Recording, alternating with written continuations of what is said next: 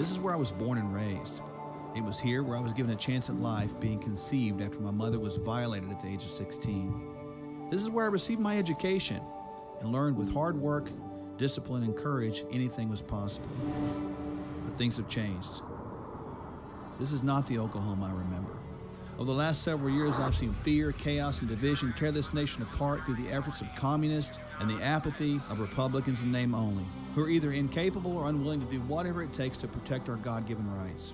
Election fraud, open borders, riots, unvetted Afghan refugees, and 300,000 plus acres of land sold to Chinese nationals has made Oklahoma the hub for human trafficking, the indoctrination of our children in critical race theory, sexual immorality, and abortion on demand. And finally, the unconstitutional and illegal vaccine mandate, leaving hundreds of thousands of our legal and law-abiding citizens jobless.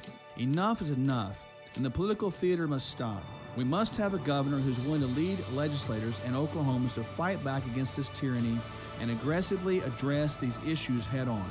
As the next governor of the state of Oklahoma, I will, in the first 100 days, initiate a forensic audit with canvases to ensure election integrity, secure Oklahoma's borders, stop all state funding to school districts who train or teach CRT to faculty, staff, or students, and end all abortions. Oklahoma, let's put our faith back in God, believe that nothing is impossible, and make Oklahoma free again.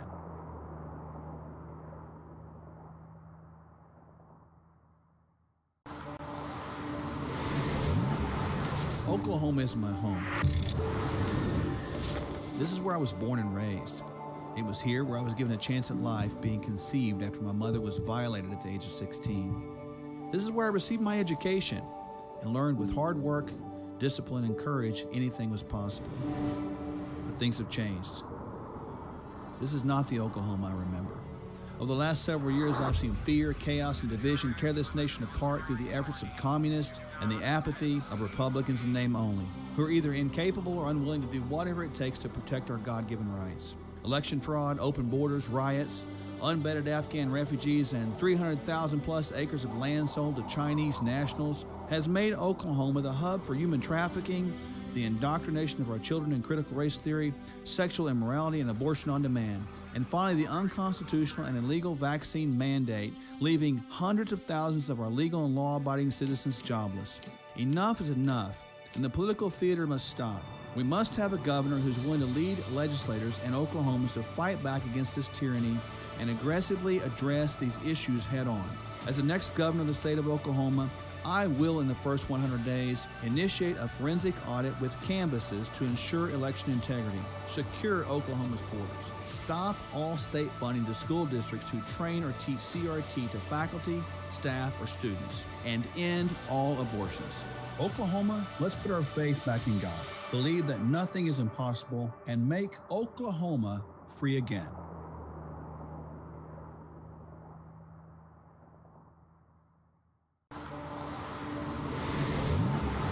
Oklahoma is my home. This is where I was born and raised. It was here where I was given a chance at life, being conceived after my mother was violated at the age of 16. This is where I received my education and learned with hard work, discipline, and courage anything was possible. But things have changed. This is not the Oklahoma I remember. Over the last several years, I've seen fear, chaos, and division tear this nation apart through the efforts of communists and the apathy of Republicans in name only, who are either incapable or unwilling to do whatever it takes to protect our God-given rights. Election fraud, open borders, riots, unvetted Afghan refugees, and 300,000 plus acres of land sold to Chinese nationals has made Oklahoma the hub for human trafficking, the indoctrination of our children in critical race theory, sexual immorality, and abortion on demand. And finally, the unconstitutional and illegal vaccine mandate, leaving hundreds of thousands of our legal and law-abiding citizens jobless. Enough is enough, and the political theater must stop. We must have a governor who's willing to lead legislators and Oklahomans to fight back against this tyranny and aggressively address these issues head-on. As the next governor of the state of Oklahoma, I will, in the first 100 days, initiate a forensic audit with canvases to ensure election integrity, secure Oklahoma's borders, stop all state funding to school districts who train or teach CRT to faculty, staff, or students, and end all abortions. Oklahoma, let's put our faith back in God, believe that nothing is impossible, and make Oklahoma free again.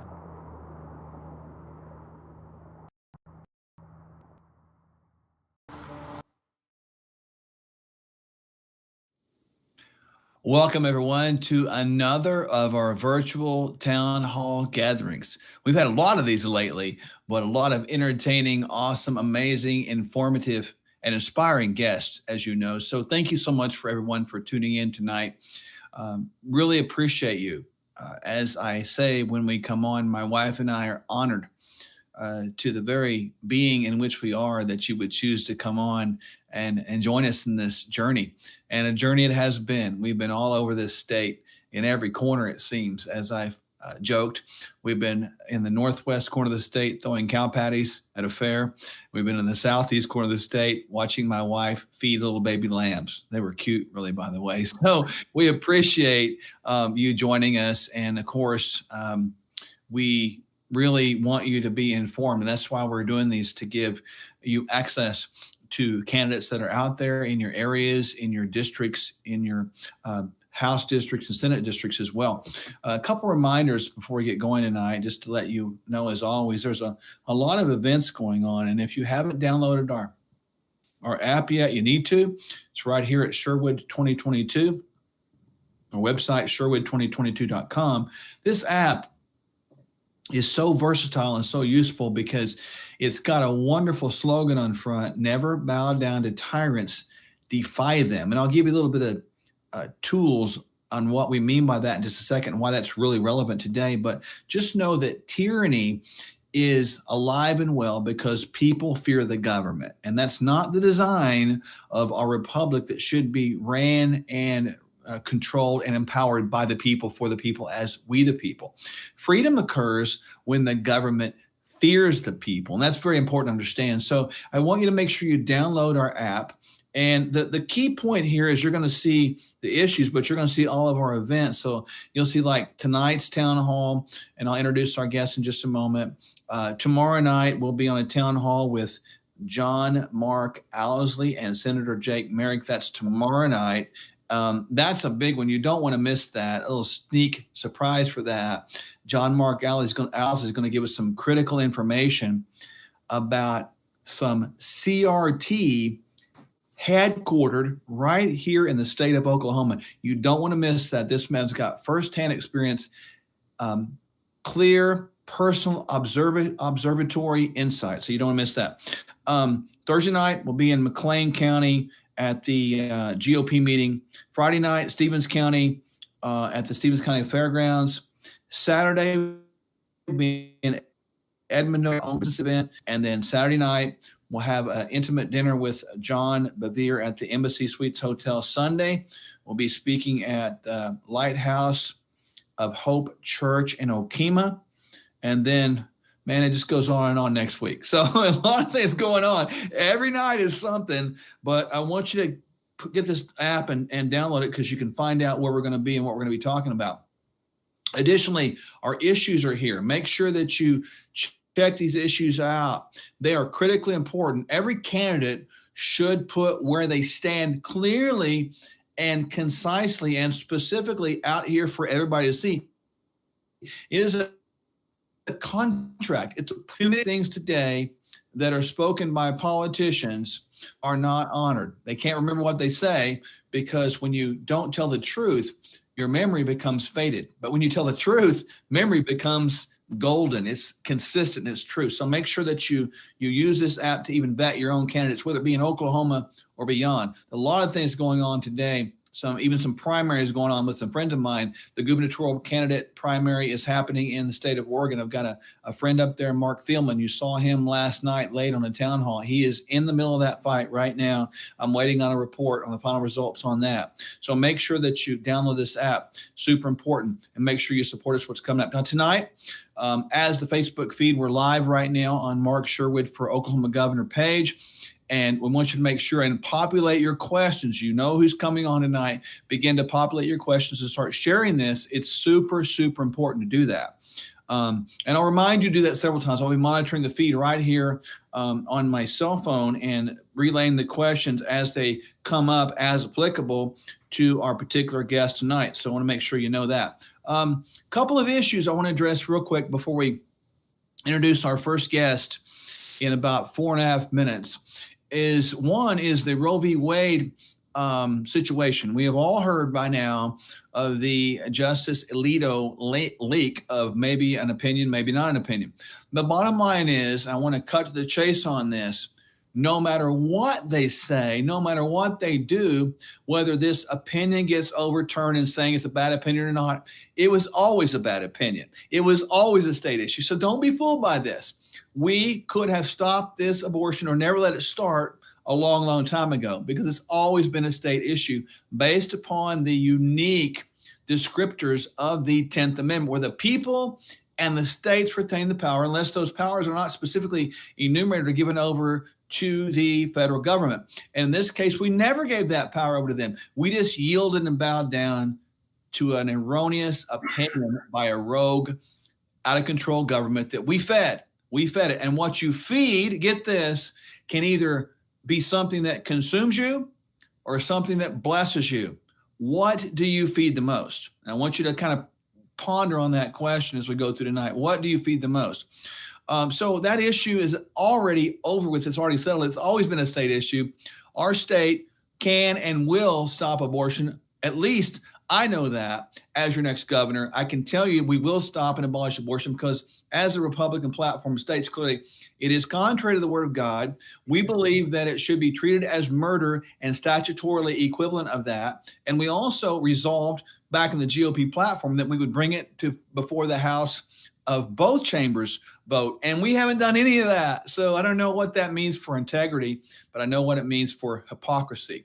The second part of this is I know many have heard about the amendments to this World Economic Forum being changed and proposed by our current President Joe Biden, giving the WHO this summary of authority over the nations in the area of health. So they are the determining factor of when a nation becomes a risk, and they're able to do whatever according to their authority given to them, which would, in fact, as some people have said, that it supersedes the Constitution and takes away our rights. It gives them authority over the United States of America.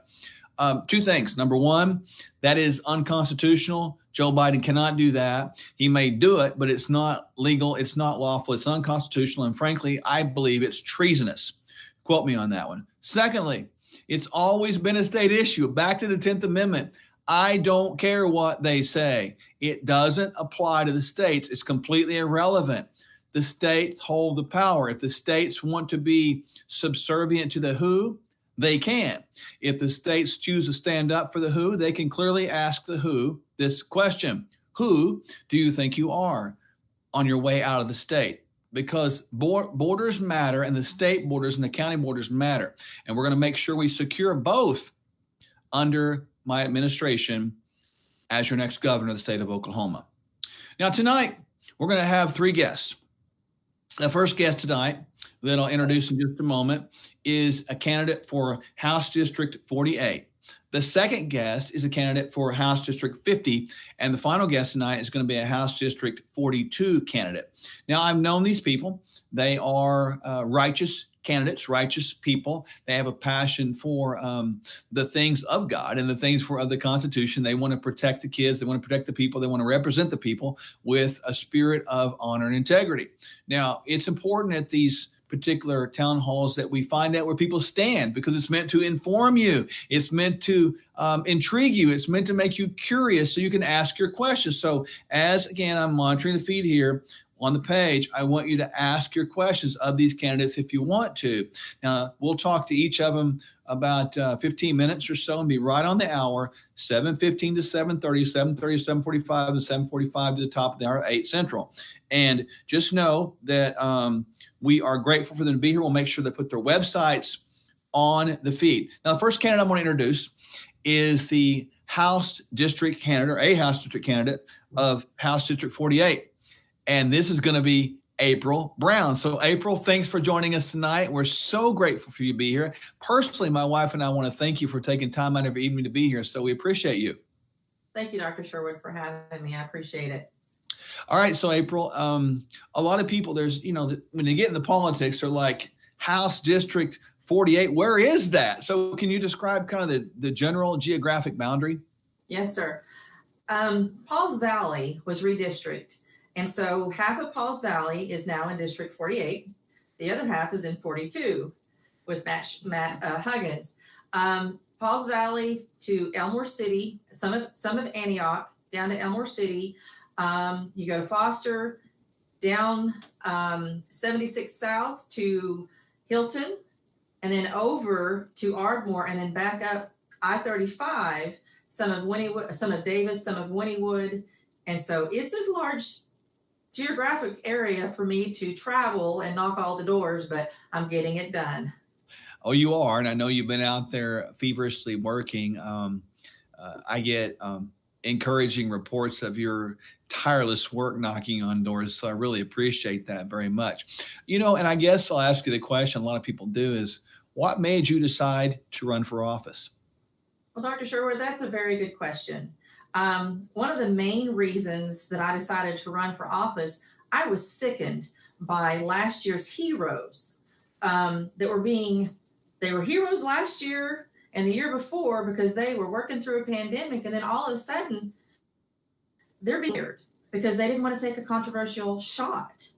And so those heroes needed somebody to go to stand up for them, for their constitutional rights, for their autonomy. And so I decided, after asking my representation, to please sign for the special session, please represent, according to the Declaration of Independence, our personal rights. That's the job. That's the primary job for any representative, is to protect our individual rights.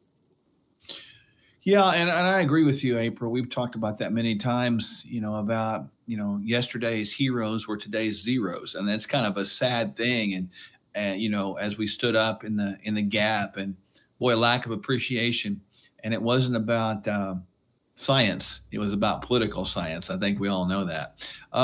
April, in your area, I find it kind of comical that you split the town of Pauls Valley in half, right? That's kind of crazy. But in your area, what are the main issues or things that you see that need to be addressed and or accomplished during your time as the next representative from that area? Well, I've seen issues with critical race theory. People in this environment, in our area, didn't even know what critical race theory was, yet it's already here. We've had literature sent to us that we now can prove that critical race theory is in rural Oklahoma, which is, we are, 45 minutes from Oklahoma City. And so critical race theory, I have a neighbor just a couple of doors down that he personally, when he found out that I was running for office against the incumbent, was very thankful, because he said, I waited to the very last minute to take that jab, because he works for an ambulance service out of Ardmore. And he said, I had to decide, am I going to take this jab that I do not believe that I should have years without it, but I need to keep a roof over my family, and I need to keep food on my table for my family to maintain and go forward. And so those right there are two obvious things that I believe need to be addressed. Personally, our civil liberties are being infringed upon in a lot of things around in our area. I've seen and dealt with a few things that I cannot believe that in 2022, we have people denying our civil liberties. And so that's a big problem, I believe. I also know that churches have been shut down. That is another big problem.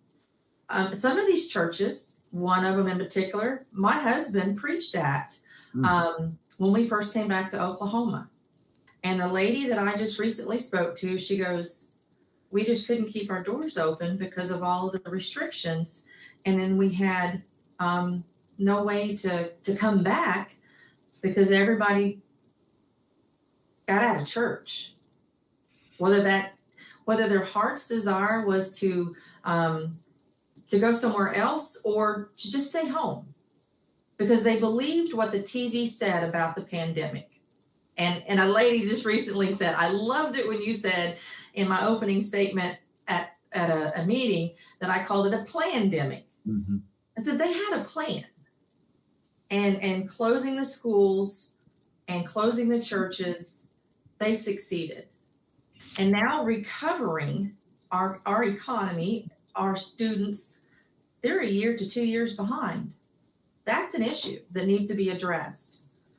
Businesses need to have the ability to move forward instead of being told they have to shut down or they have to reduce the amount of people working.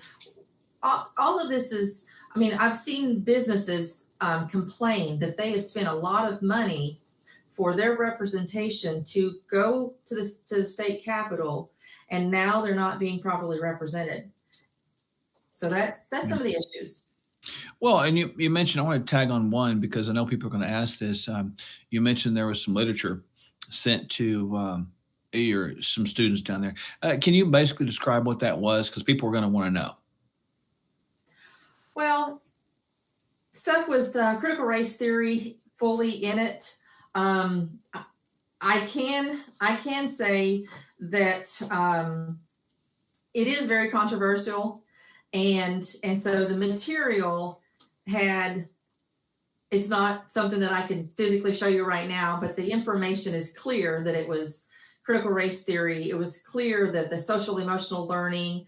And so that information is for people to realize the tag words, which Dr. Taylor does a great seminar on showing exactly how in depth critical race theory goes, the diversity, all of that information. We know that it needs to be addressed. And I know that when he gets his turn, it is some of the things that we are trying to address.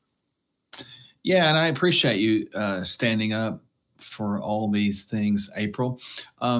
Two questions I'll ask you because I've asked myself these questions many times, so I think it's interesting coming from you. What is the greatest thing you've learned in this journey so far, and what's the most surprising thing you've learned, perhaps from a negative side, in this journey?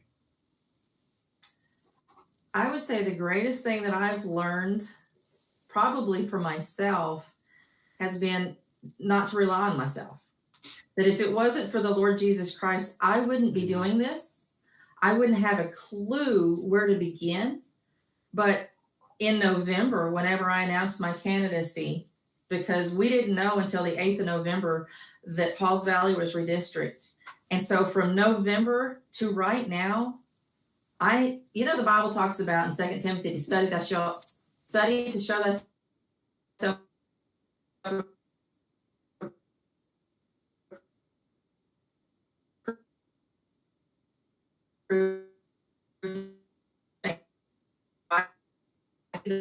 when you make sure that I'm against. So I started studying, and I have a ton of notes here with me that I have taken over the last few months, studying and preparing.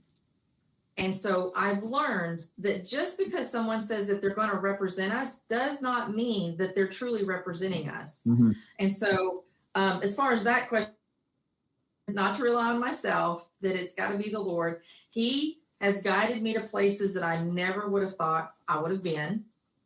Recently, out knocking doors, a gentleman told me, perfect timing. We just got our absentee ballot, and we didn't know who to vote for. Wow. And I showed up, opened up the back of my trunk, and there I had a Dr. Sherwood push card. I had a Dr. Taylor push card. I had a Jackson Lawmeyer push card, and of course my information as well.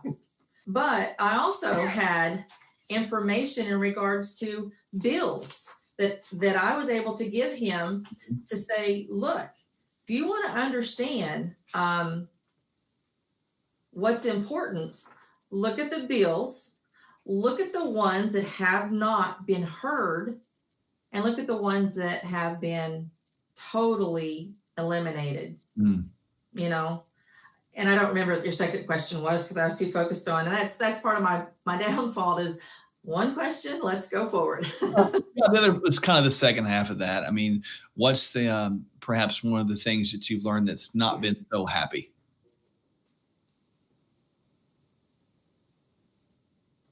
Wow. That one, I really not sure what to say. It's good that you haven't read anything negative. That's real good, actually. In your particular district, kind of tell everybody listening, what are the main differences between you and your opponent, the incumbent? Okay, well, I'm glad you asked that one because I have not sent out push cards. Mm-hmm. What I've done, I've sent out, I have push cards, these, right?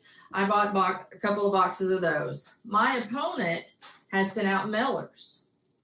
And in these mailers, I like facts. I like to deal with facts. I like to deal with information. So my opponent has sent out mailers. And in this one mailer, it says she's protected the 10th Amendment. And the source is House Bill 1236. And so I was like, you know what? What's House Bill 1236? I didn't know. But I went to the House website and I found House Bill 1236. And I was like, you know what? She said she's protected us. And so whenever I looked at it, I was like, okay, that's great. I'm going to hold this up here close to the camera. Hopefully people can see it's highlighted. She's excused. So that means, just so people know, she didn't vote. That is correct. Yeah.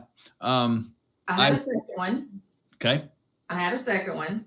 So the second one that she sent out talked about stopping critical race theory we were just talking about, right? Mm-hmm. So I went and I looked what critical race theory bills were passed. And so House Bill 1775.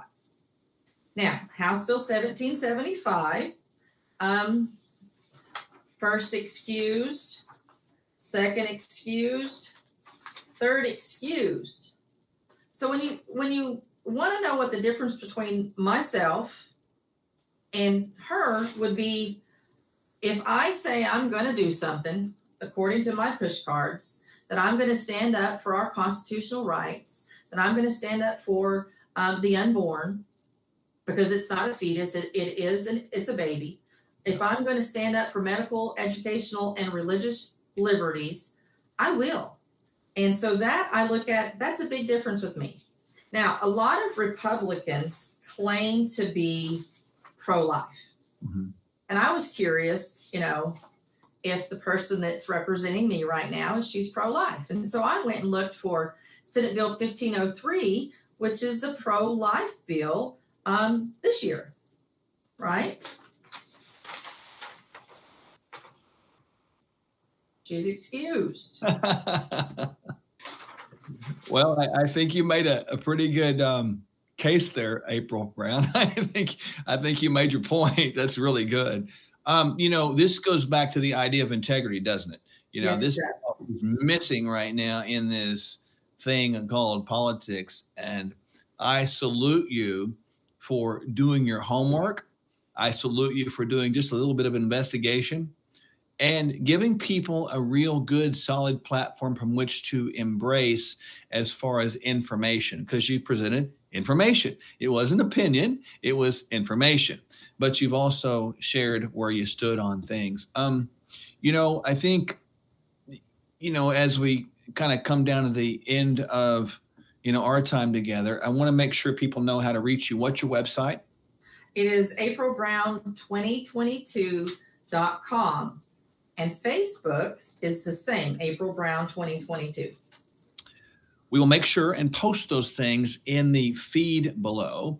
And April, I really want to thank you from the bottom of my heart for being on. 30 seconds, final words. What do you got to inspire people? I'm willing to stand up and fight for House District 48. I will fight and I will read the bills. I will be present. I will be in my seat where I'm supposed to be. I know what my appointed place of duty is, and I will represent you. Vote for me, April Brown, on June 28th, 2022. April Brown 2022. April Brown 2022 on Facebook. House District 48 candidate April Brown. On behalf of my wonderful queen and I, we honor you and thank you for joining us tonight. So appreciate you. Thank you so much for having me. I really appreciate the time. Absolutely. And folks, I want you to go ahead and, keep submitting the questions. There's a few here that we'll get to. And I want to take a couple minutes here and introduce our next guest tonight. This person is going to be a candidate, or is a candidate, for House District 50, waiting on her to get logged in. Now, if that doesn't happen, we'll bounce to the third one and come back to it. So we want to have a plan and a backup plan all the time. So there we go. So when we talk about the next one, House District candidate 50, this is going to be Deborah Campbell. Now, Deborah has a unique platform in the area of education. And so, Deborah, I want to welcome you for tonight. Thanks for being here. I appreciate you. Oh, thank you. I'm excited. So for people that don't know, and again, I think this is a geographically sound question. What are the general geographic boundaries of House District 50? Basically, I have all of Stephen County and Jefferson County. That makes it easy. That is much easier. I was talking to April, and hers would split this city, half of this city, this down this road. Wow. So listen, you and I have talked a lot. Yes. And you have done a very good job, and I want to thank you. You've educated me on a lot of things. I've asked you questions. You have a very unique educational, experiential background, and I want to get into that. And with that said, I'll lead in with this question. You're running for House District 50. I want to start off with one thing, and I want to get the second question. What made you run in the first place?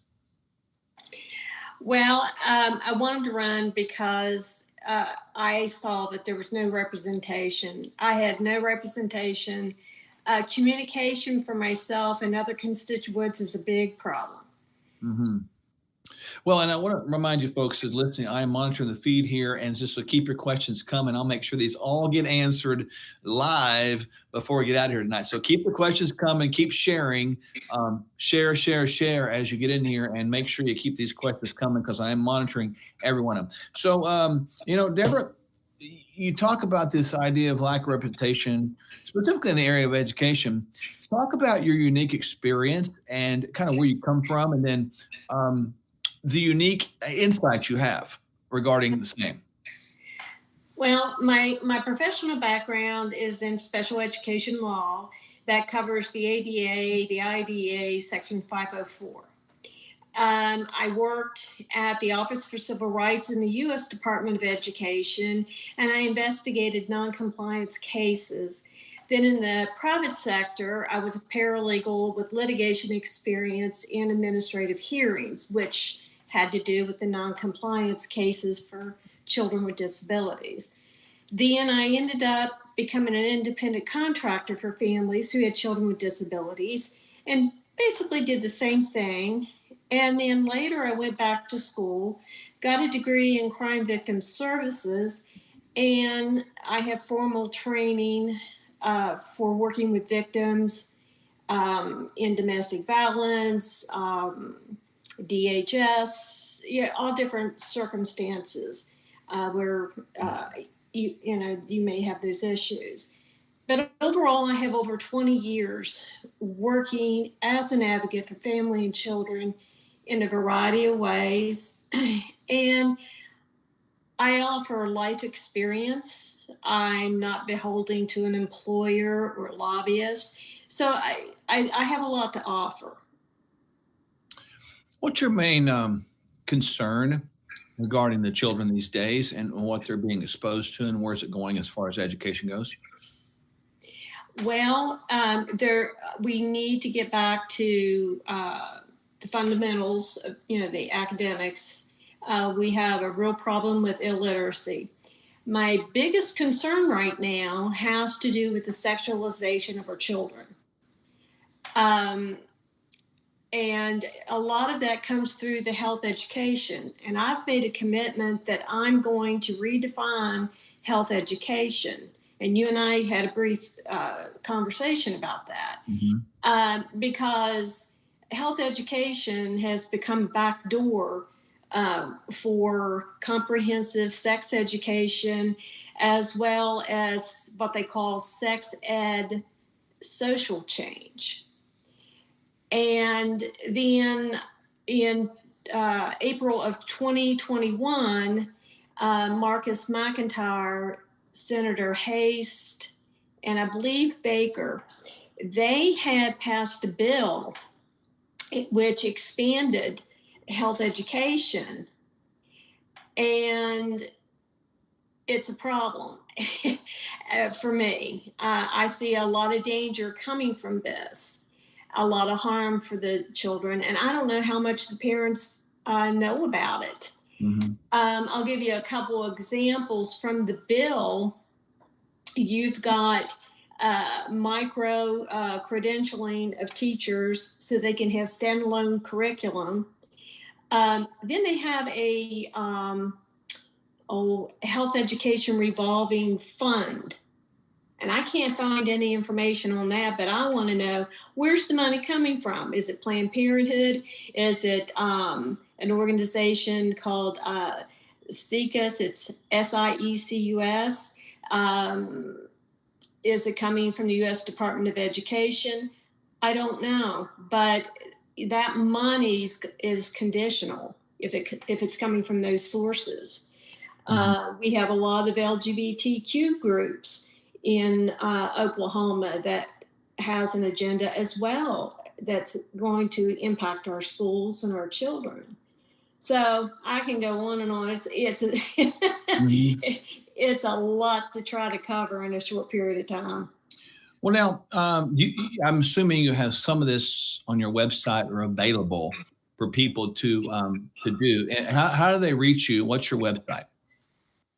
Well, the website is Campbell.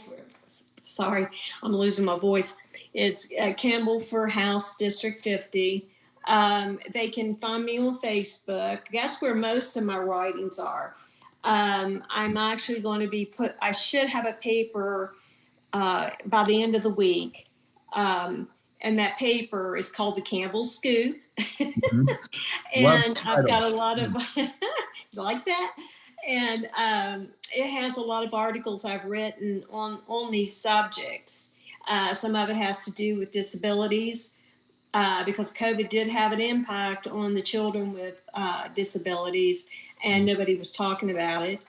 So that population was neglected. But also I write a lot about what I'm finding out about the sex education. And there's another person, it's called Moms for Liberties. She has a chapter in Tulsa. Her name is Janice Dansworth, and she has been remarkable. In such a short period of time, she had uncovered so many of these books in kindergarten through elementary school in the school libraries that are inappropriate. And so they've been working very hard over in the Tulsa area on banning this stuff. But it's been quiet on my side of Oklahoma. Well, in these books, just so people know, these are flat out borderline pornographic books, aren't they? Yes. Yeah. Yeah. And so what I was asked to look something up under one of the statutes. And what's interesting is some people are being told, well, that's not pornography, so you can't use the laws. But then if you look at the definition of depiction, well, then I don't see why you couldn't use those statutes. So nobody's raising that question or doing any legal research, to my knowledge, on using the term depiction for a lot of those children's books. Now you have, in your district, you have opponents. What's the main difference between you and your opponents for House District 50? What's my background, I believe. My experience working with people. I know how important it is to make yourself accessible when you're serving people. I listen. I'm good at identifying needs. I don't have a problem. If I see something needs to be done, I just step up and do it. I don't worry about, oh, I'm going to be called whatever. Yeah. Name calling doesn't bother me. I'm very passionate about, family and all these issues that I've worked on, most of my life. And I've even gone as far as I've gone up to the Capitol and asked for roundtables last year on some very important issues. One had to do with the education monopoly. I made my case. The senator said, yes, there is. We discussed, okay, how can we start dismantling the monopoly? So there were bills that came out this session. Then the other roundtable that I organized had to do with the social credit system and ESG, which we'll be talking about on Friday. So that was great. We had bills coming out on that. And what was interesting, not one of those bills were allowed to be heard this session. So people need to make phone calls and ask those chair people why in the world you would not hear those bills. Yeah, it's fascinating. That is true, folks. There's a lot of bills that are well-written bills that never get heard because they're killed in the committee. We'll explain that later on. So, you mentioned the event Friday night. It's going to be Stevens County Fairgrounds. I mentioned it in the intro tonight briefly. Talk about that and tell people where it is so we can invite people there. You've been so gracious and kind to me, educating me with great patience because I'm learning. I have to learn, right? So I lean on you for a lot of this information because I didn't frankly know the detail that you did. What's Friday night? Where's that going to be and what's going to happen with that? Okay, it'll be at Stephen County Fairgrounds in the Prairie Room at 7 p.m. So there'll be you, Dr. James Taylor, and myself. And we're going to hopefully educate everybody about the social credit system and ESG. And hopefully you get into office, I get in there, and Dr. Taylor and get in there and make this state self-reliant again. And get rid of that social credit system. Yeah, I'm very concerned about that, Deborah. The ramifications of that, how they can, it encroaches on education, life, finances, health. It just goes across the board, and it's very dangerous, isn't it? Yes. And China's a very good example. I give out an excellent video on the matter. It's like a book for dummies, but it really simplifies it because that was the struggle I had. Well, how can you educate people about this in a way that you don't overwhelm them? So the video is very good. And but it took China 4 years to implement. And by the time they were fully implemented, it was too late for the people. And right now, what I hear is people just think, oh, ESG, that doesn't affect me. That's about businesses and banks.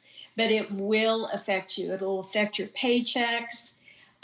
You will have a social credit score to work with. And if it starts dropping because you're not green enough or, you speak out against the government in some manner, we won't even have a constitution. No, it's interesting. This is a fast drift towards governmental control on all choices, taking every choice we have away. And I hope people really get this. So one more time, your website again, Deborah, so we're going to post it in the feed, of course. Okay, it's Campbell for House. And then my email address is campbellforhousedistrict50 at gmail.com. Too many addresses to remember. But they'll learn a lot more if rather than going to the website, actually going to my Facebook page. That's where they're really going to get the education. Can they ask questions on the Facebook page? I'm assuming, and you'll respond to them. Yes. And Okay. also, if they don't want to put their question out on Facebook, they can message me. Use Messenger. And I'll Well, respond. I just appreciate you, Deborah, for stepping up, and I appreciate your passion. I have been firsthand blessed by that, and I want to thank you and appreciate you for that. 30 seconds left. Anything you want to say to bless the people? Message of hope. Are you talking to me? Yes, ma'am. I'm sorry. Everyone needs to be praying and fasting at this time. That is critical where we are. That is so good and so true. Deborah, thank you from the bottom of my heart and my wife's heart for joining us tonight. I really appreciate you. I'm looking forward to seeing you Friday. Stevens County Fairgrounds, be there or be square. I say if you're down the area, get there. I can't wait to see you. It'll be an informative Power Pack session. So, Deborah, thank you so much again. Your website will be posted in the feed, of course, and appreciate you very much. Oh, I appreciate you too. Thank you. Welcome. Bye. Folks, I appreciate you for the questions you've sent in. And we got one more guest tonight, and really appreciate this man. I got to know him way back when I first started the campaign. A gentleman came up to me and said, hey, I'm Matt Huggins. And we kind of became instant friends. We've got to know each other, personally and professionally since then. I've grown to love this man and just really appreciate him so much. He reaches out to me many, many times and says, I'm praying for you. So I'm just grateful, man. And so without further ado, Matt Huggins, running for House District 42. Matt, you look familiar sitting there next to April Brown. Yeah, I've been here for a few minutes. She's been harassing me the whole time. It's good. Well, you've had time to get warmed up and prepared. So I'll begin this your time tonight with why did you choose to run for office? Well, let me say something right quick. When you speak into me like you do about us being friends, it means a lot to me. Amen. And it's just because God is doing something with us who love him.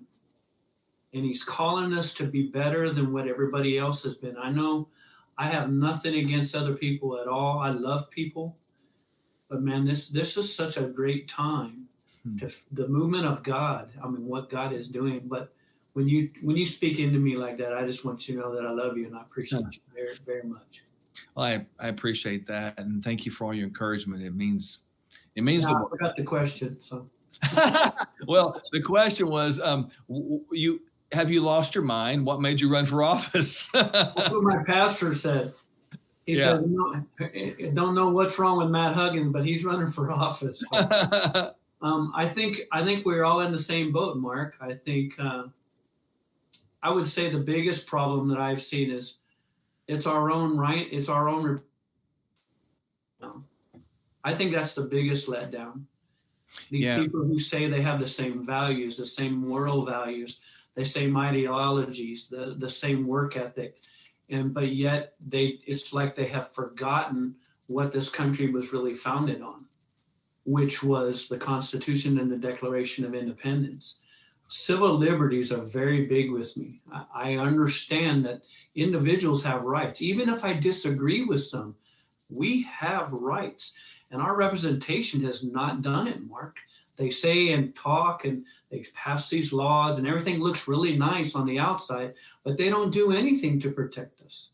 They keep taking more and more of our civil liberties away from us and keep indoctrinating all these other things and allowing things that are demoralizing our country. It's just terrible, sir.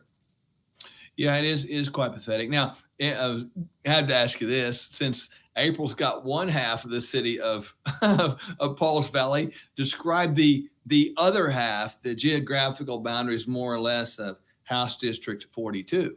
Okay. Can I talk about what happened because of that? Yeah, you can. Absolutely. I think people appreciate this. Well, the old District 42 used to be, I had another residence. And I have been in that district for 18 years. I've been in District 42, voting and everything else for that long. Well, when they did the redistricting, my old house miraculously got kicked out of the district. So what happened was I had to scramble to get into a new residence in the district because I had already started running August of last year. We even had a rally the next month in September. I mean, we had some things going on. So I had already endeavored to do these things, to put money into it, put time and effort. Everything changed. So I decided to move.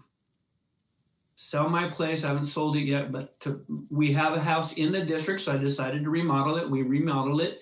I didn't meet the deadline in December, but I had already talked to some individuals saying that you have to prove intent. I said, well, I've spent a bunch of money on this place, and I've already, by the time that I filed in April to run for the district, I was already in my new residence, which proved residency. I was already there. Well, and I'm just going to say that I hate talking about people, but I'm just going to say this. She didn't like it, and she contested against my candidacy, saying that I didn't meet the requirements of residence. Well, I had to hire a lawyer. We went to the ethics board, the election board, like a court that they had, and I had to prove my case before them. Praise God, we won, and we proved our residency. And beyond a shadow of a doubt, I think that I did everything that I could to prove to people that I'm just trying to do something in District 42, not any other district. So anyway, the whole thing changed. So now I am in the district still. It's just a different location because they changed the whole thing. But that's just one of the things that I've had to deal with. But it's mostly Pauls Valley. Now it encompasses all of Wynnewood, Oklahoma, Stratford, Rosedale, Byers, Wayne, Paola, Maysville, all of Purcell now in town, all of Lexington in town, except for one portion. And it encompasses a whole lot more. It's really big. Well, I know we were talking many times through that process, and your persistence is tenacious, and I appreciate that. And people need to know that you are not a quitter. You're not a guy that's going to back down at all. If I commit to something, I'm going to see it through as much as I can. That's for sure. You will. I'll vouch for that. What's the main issues that you're dealing with and you see that need to be addressed and or corrected in your district? I would say the biggest one right now, and when I've been going door to door talking to people, election integrity, believe it or not. And because of the election being stolen, like it has, I don't care what anybody says, I've seen the evidence. I've seen enough evidence to know that it definitely happened. People understand that because of that. Look at the direction our country's been in less than 2 years. They're destroying everything. All our civil liberties are going away. They got another thing coming though, Mark. We got the Second Amendment and they got another thing coming. That's all I know. I love that. People can quote me on this or whatever, but according to the Federalist Papers, the Second Amendment came about because it's to help us against the tyrannical government, which you say a lot of things about. Yeah. And we don't have a First Amendment right on which to stand at all if we lose our Second Amendment right to bear arms. That's a fact, true as true would be. Matt, when you've been out there door knocking and busy, I know you have been, I'll kind of ask you a form of the question I asked April. What's been the greatest thing or things that you've learned or observed or experienced through that process? The greatest thing, huh? I'll be honest. Okay. The greatest thing, the thing that's been the biggest blessing is I'm only knocking on Republican doors because I'm in a primary, but everybody feels the same. It's very encouraging knowing that like-minded people are wanting to make a difference too. They're wanting to seek truth. They're wanting things to change. So this has started a revival in some ways where people are waking up. They're not woke, they're awake. Oh, by the way, I want to get people, make sure you keep sharing your questions here. We're going to get to those in a minute. But I appreciate you. A lot of you are sharing. I'm seeing a lot of hearts, so that must mean you like it. Share. There's a lot of people that love me, Mark. That's for sure. How can you not, Matt? That's what I keep telling everybody. What's not to love? Now, when you're out there door knocking, doing your diligence, knocking on doors, Talk to people about what the main difference is or differences are between you and your opponent. I'm not self-seeking. And if I'll just tell you this, she's been in for 4 years. I've been following her for 4 years on things she votes for, things she puts forward. It's pretty self-seeking. I'm not that type of person. I can care less about money. I don't need money. I care about people. And I continue to say this. It all goes back to civil liberties, individual rights. And these people that represented us, and they say they represent us, don't understand that it is about we the people. Mm-hmm. We are the boss, not the government. And I'm just tired of that whole thing. People get up there and they lose their mind. I can go on the ethics deal. I find out information on the ethics deal about who gives money to these people, where their pocketbook is. That's disturbing to me, because I'm thinking, yeah, no wonder they vote the way they do. No wonder they won't listen to we the people on these mandates and then making people take this death jab. Yes, I said it. It's called a death jab. I've seen all the other stuff. Yeah. The Senate's had all kinds of hearings on it, on people that are just dying and having all kinds of adverse effects. It's a terrible thing. And our rhinos and people that are representing us now should be ashamed. And if I may say this too, I haven't seen any of my representation, any of them even ask about the election integrity. None of them. No kidding. Nobody's asking about that. No, none of them have stepped up, put anything forth. It's like they don't care, like it's not important. My gosh, I think it's one of the main things. Yeah. Well, if we have fair and impartial elections, we've got no republic whatsoever. We've got nothing. Yeah, exactly. We've got nothing at all. Yes, sir. You know, Matt, I was at, your very first rally. I remember that. That was so powerful and so key and so amazing to watch you step up there and talk about, what was important to you. In this journey that you have ahead of you, what would be maybe the top 3 things that are the most important to Matt Huggins? People, Jesus, and people.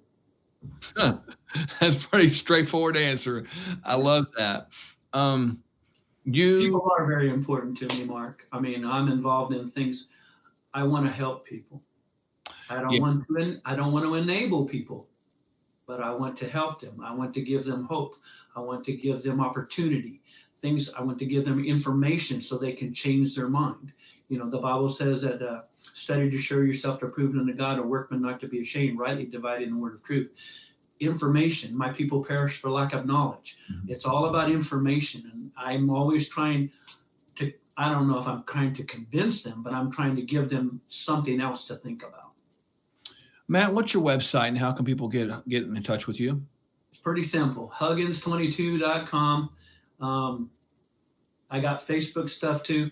I don't know all that social media stuff. That stuff really confuses me. But I know you got to have it if you're trying to reach people. But I have a Facebook, Matt Huggins, and then I think Matt Huggins 2022, I think is the other one. Mm-hmm. So pretty simple. I try to post stuff that's pretty political. Let's put it that way. It's kind of like your stuff. It's pretty political. So. Yeah. You've definitely shared a few comments a time or two. And it's Huggins 22, not 2022.com. Huggins 22. Yeah, the website is Huggins22.com. Got it. Want to make sure of that. Yes, sir. Man, you always bring a smile to my face every time I'm around you, man. You give me that big old bear hug, and I really enjoy that. In the last 60 seconds here, there's people out there that might not be able to grasp all that Matt Huggins is or what you are about. What do you have to say to them in closing words right now before we bring our time to a close? One thing that if you ask any of my friends, I'm a fighter. And when it's right, I will die for it. I will fight for it. I don't care what it's going to cost me. I will fight for it. Concerning issues, it's just right is right. Righteousness is righteousness. Morality is morality. I'm going to fight against those things that the enemy keeps trying to take. there's so many issues you and I could really talk about, but I'm a moral man. I'm not perfect. That's why I needed a savior. And I believe that as long as I do what Jesus tells me to do, and I follow the Holy Spirit's lead, if I do those things, God can use it. He can use all of that for his glory. Wow. Well said, man. I really appreciate your passion, your heart. And Matt, on behalf of my wife and I want to thank you so much for, taking your time tonight, and appreciate you being involved in my life the way you are. It means a lot, man. Thank you. Me too, my friend. Well, folks, there you have it. We've talked to 3 candidates tonight. April Brown, running for House District 48. We've talked to Deborah Campbell, running for House District 50, and Matt Huggins, House District 42. And you've heard them. We'll make sure to post all of their websites down below in the feed. A few questions came in. I wanted to make sure that you got answers from them. Someone asked specifically, where do I stand on the Second Amendment? The answer is yes. Our rights to keep and bear arms shall not be infringed. I like the period there. If I had to probably put another punctuation mark, it would be an exclamation point. So we have to have that ability to keep and bear arms, and that will not be infringed. I want to see Oklahoma more of a Second Amendment sanctuary state. I really think that's important. People have said, well, that's going to be like a wild, wild west. No, it's not.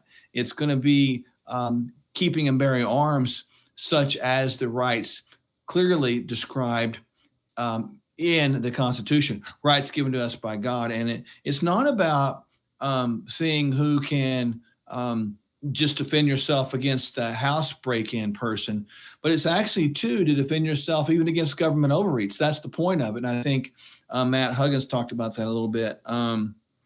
Here's an interesting question. I appreciate this from Angela. Thanks for asking this. How are you going to protect federal government employees from being forced to take the vaccine and lose their jobs? So this is where I believe, Angela, and thank you for this. I do not believe the mandate to take vaccines is constitutional. I do not believe it is. And I've communicated that specifically over and over again, even to federal employees. Personally, my wife and I have written hundreds of both medical and religious exemptions to federal employees. I have told the bosses of organizations that actually employ federal employees, specifically, I've said, do not comply, because these employees shouldn't be forced to take a jab or anything. They shouldn't be forced to take an aspirin. This is not a condition of employment. It will not happen. It should never happen in Oklahoma. Now, I do not believe that the federal government, in all of their bullying grandeur, has the guts to pull away federal funds. I just don't think they do. But even if they did, friends, hear my heart, we would overcome, because they are poor managers of our money that pays them in the first place anyway. I think we can manage our money far better than the $1 trillion in debt, printing money on demand with but no backing federal government. So just know that we've got your back on that. And as we progress forward in our administration, with the help of wonderful legislators that we talked to tonight, we're going to be able to push things through that are going to protect the people from these unconstitutional mandates and vaccines. And I really appreciate your question, April. That's a hill in which we will die. We will never bow down to the federal government tyranny. We will not do it. We're not going to do it with abortion. We're not going to do it with the WHO stuff. We're not going to do it with these mandates that are absolutely unconstitutional. Really good. I think we answered the rest of the questions here. I appreciate all of you all, tuning in tonight, and really thanking all the candidates. We've got many thank yous for Matt, April, Deborah. Thanks for attending. It's awesome. It's amazing. So we're grateful for that. Folks, with that said, just to kind of bring this to a close, I want to remind you to go ahead and download our app that we've had, Sherwood 2022. It has a great non-smiling face there. That doesn't mean I'm not a happy person. It just means it's a serious time in which we live.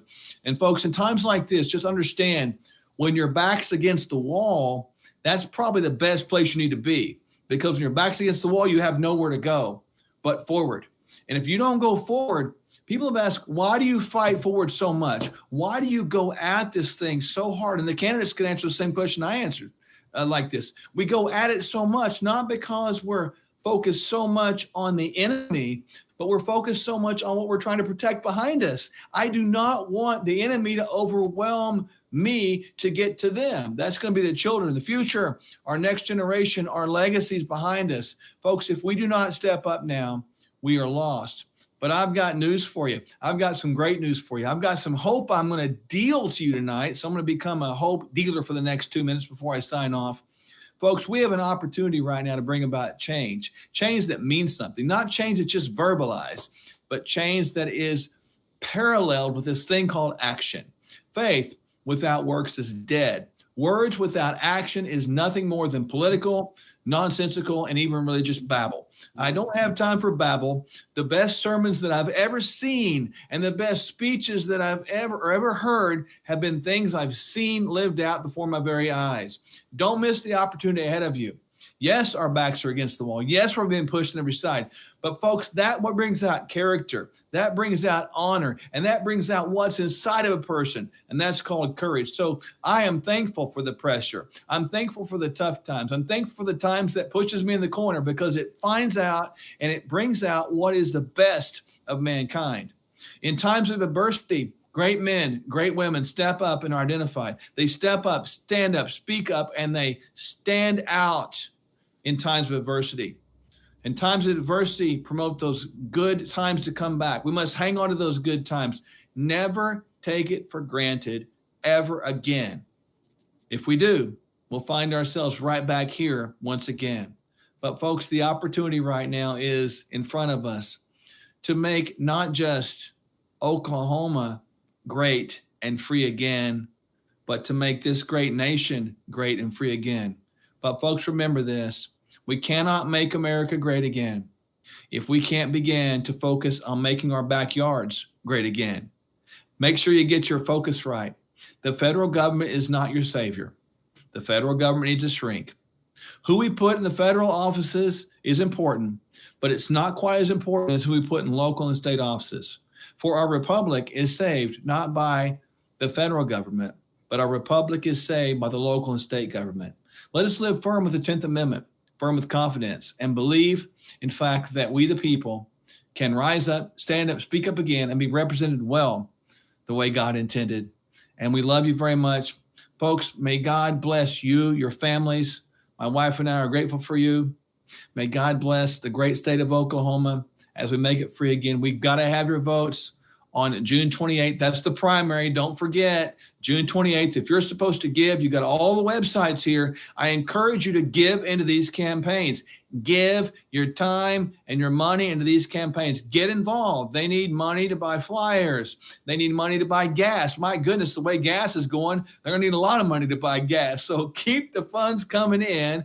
Keep the prayers going that way. And if you're supposed to give, be obedient. When you open your hand on what you hang on to willingly and give it away, you give an opportunity for God to put something back into that hand. So as I like to say, live open-handed. And when you do, God keeps his hands going into yours. May God bless you again this night. We appreciate you, and may God bless these United States of America. Good night.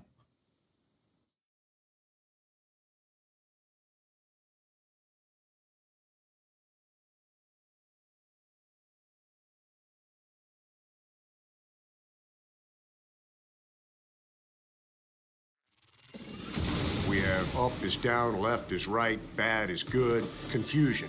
And God is not the author of confusion. God wants to bless America, but it starts with his people first, repenting and the ending of sin. We have been in ministry the last 20 years. It was in prayer that the Lord began to convict me to run for office. And so I'm excited about Dr. Sherwood stepping up to the plate. This is a man after God's own heart, who will not compromise with the devil. He's bold, he's courageous. I'm Nick Vujicic. Warren Hamilton. I'm Jake Merrick. And I endorse enthusiastically Dr. Mark Sherwood as governor of Oklahoma. The ending of slavery happened with total abolishing of it. We must see this as well for abortion. It's America's Holocaust.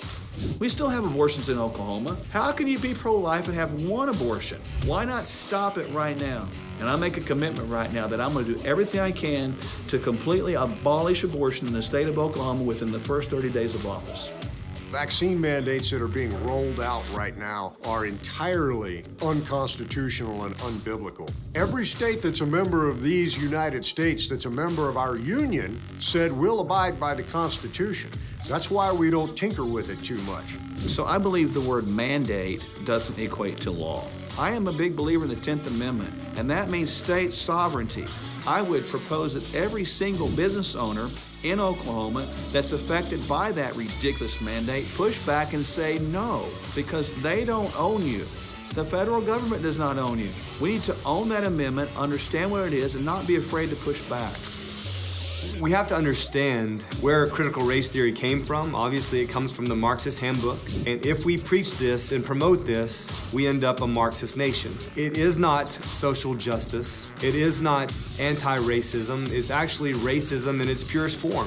The very thing Martin Luther King Jr. talked about, we're not allow this to be taught where we judge by the color of our skin. There's one race. It's called the human race. I'm not going to apologize for being white. I'm not even white. I don't even know what I am. Kids in school need to be taught how to live life. Right now, we're teaching them theories about how to hate. That's not education, that's brainwashing. We will not do that under my administration. We will fine every school that does that, and if they don't like it, they can take their education and find another state that will accept that nonsense.